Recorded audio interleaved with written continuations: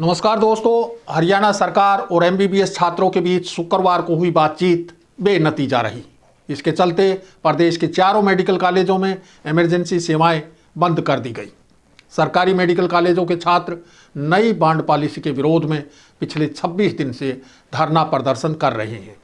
छात्रों के आंदोलन के समर्थन में रेजिडेंट डॉक्टर भी हड़ताल में शामिल हो गए।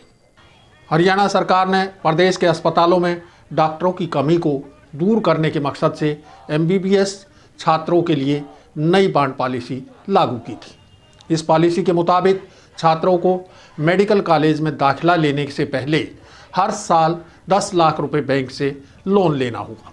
इसके लिए छात्रों को सरकार और बैंक के साथ एक बॉन्ड साइन करना होगा। बॉन्ड के मुताबिक छात्र को एमबीबीएस करने के बाद 7 साल तक हरियाणा सरकार की नौकरी करनी होगी।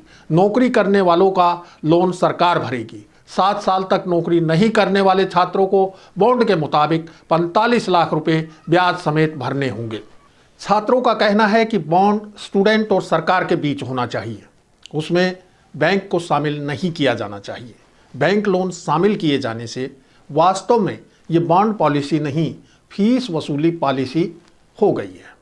बॉन्ड सरकार और छात्र के बीच एक अनुबंध होता है जिसमें निश्चित समय अवधि तक सरकार की नौकरी करने से मना करने की सूरत में निर्धारित राशि छात्र को सरकार के पास जमा करनी होती है। इसमें बैंक की कोई भूमिका नहीं होती। गौरतलब है कि गुजरात सरकार ने बॉन्ड में बैंक को महज गारंटर के तौर पर रखा है। बाकी देश के किसी भी राज्य में ऐसा प्रावधान नहीं है।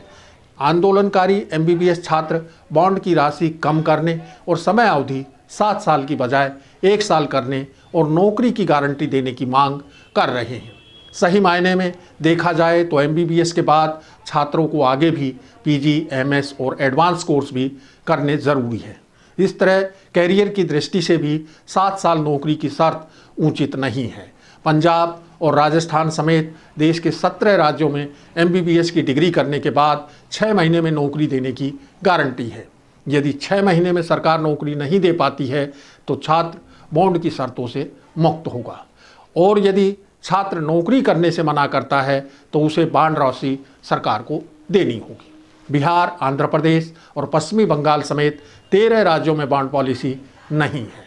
अब सवाल ये उठता है कि खट्टर सरकार एमबीबीएस छात्रों के लिए इतनी सख्त पॉलिसी क्यों लागू कर रही है। ऊपरी तौर पर कहने को तो प्रदेश के सरकारी अस्पतालों में डॉक्टरों की कमी दूर करने के लिए ये पॉलिसी लागू की गई है, लेकिन इसके पीछे वास्तविकता कुछ और है। प्रबुद्ध लोगों का मानना है कि प्रदेश की डबल इंजन सरकार शिक्षा और चिकित्सा जैसी महत्वपूर्ण सामाजिक जिम्मेदारियों से पीछे हट रही है और इन दोनों क्षेत्रों को पूरी तरह निजी क्षेत्र के रहमो क्रम पर छोड़ देना चाहती है।